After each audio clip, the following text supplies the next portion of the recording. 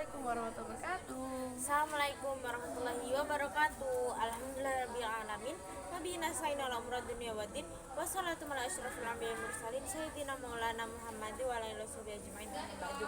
Yang terhormat Abi Hanif dan Mi Ida selaku pengasuh pondok pesantren Sebagai Melara Ibu Hanifida, dan yang saya hormati kepada orang tua saya di rumah, semoga mereka diberikan kesehatan, rezeki yang barokah, yang berkah, dan dimudahkan segala urusannya. Tak lupa juga untuk Bapak pengurus dan guru-guru, terkhusus Tulis Munir dan Mr. Adib selaku kepala sekolah MTS dan Al-Quran Lari Hanifida.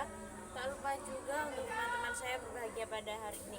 Perkenalkan, nama saya Zarina Diva, saya dari kelas 9 MTS Al-Quran Lari Hanifida.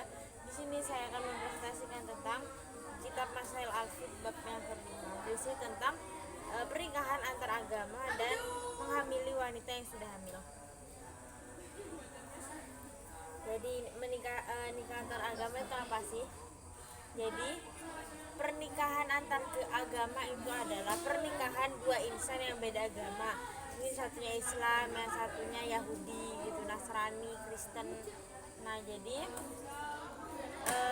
yang pertama, apabila dia muslim atau apabila dia itu muslim atau muslimah, dikawinkan dengan ahlul kitab. Dan apabila muslim atau muslimah dikawinkan dengan orang-orang yang musyrik, apabila dia muslim dan muslimah dikawinkan dengan komunis.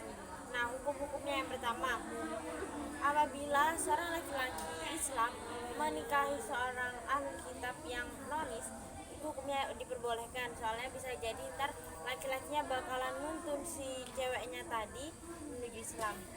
Terus habis itu laki-laki Islam tidak boleh menikahi perempuan yang musyrik, soalnya emang dia itu udah nggak percaya kayak gitu, udah berantakan itu agamanya, itu nggak boleh hukumnya. Terus habis itu apabila perempuan menikahi ahlul kitab, perempuan muslim menikahi ahlul kitab, itu tidak diperbolehkan. Kenapa? Takutnya si perempuan itu malah ikut ke agamanya ahlul kitab tadi, si cowok ahlul kitab tadi. Terus apabila perempuan menikahi orang yang musyrik, itu tidak diperbolehkan. Di cabang kedua berisi tentang menghamili wanita yang telah menikahi wanita yang telah hamil. Jadi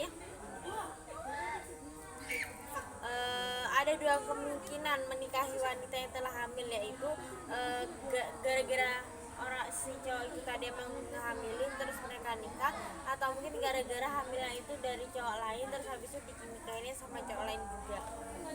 Nah, jadi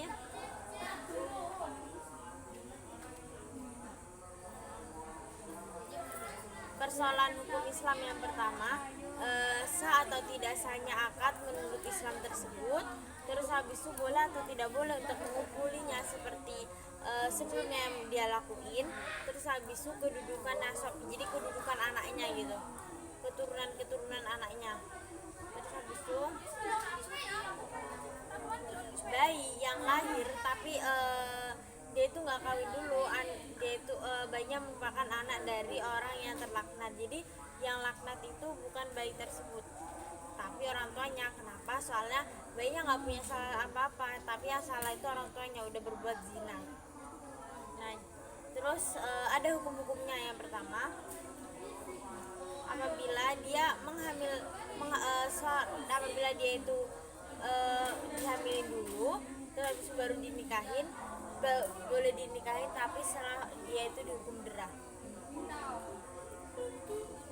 Lanjut, apabila yang hamilin orang lain tapi cowok lain yang nikahin, yang pertama itu harus lahir dulu, jadi nggak boleh nikah dulu sebelum bayi tersebut lahir. Terus tidak boleh dikawinin. Nah, apabila dia itu nggak boleh dikawinin kecuali si ceweknya tadi itu udah dikasih hukuman derah. Terus habis itu sah apabila dia tidak sengaja sampai lahiran. Lanjut, apabila dia dihamili dan itu diperbolehkan, tapi apabila dia tidak dihamilin, anaknya itu tersebut merupakan anak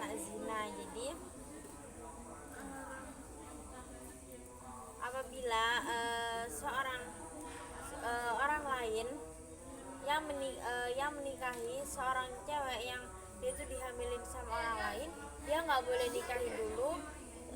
Maksudnya nggak apa-apa nikahin, tapi harus di bawah 4 bulan. Tapi kalau misalnya di atas 4 bulan nggak sah pernikahannya.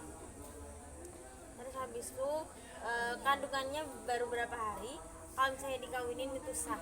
Tapi kalau misalnya dulu, jadi kalau misalnya lebih dulu kandungannya itu daripada pernikahan sang ibu, itu nggak sah. Mungkin cukup sekian presentasi dari saya. Mohon maaf bila ada salah kata atau kurang lucu dalam menjelaskan. Wabillahi taufiq wal hidayah. Wassalamualaikum warahmatullahi wabarakatuh.